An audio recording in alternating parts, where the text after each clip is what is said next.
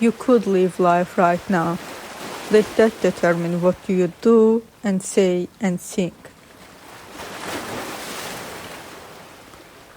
In your actions, don't procrastinate. In your conversations, don't confuse.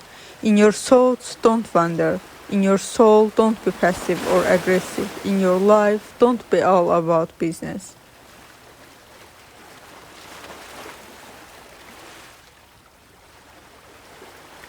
If it is not right, don't do it. If it is not true, don't say it. It never ceases to amaze me.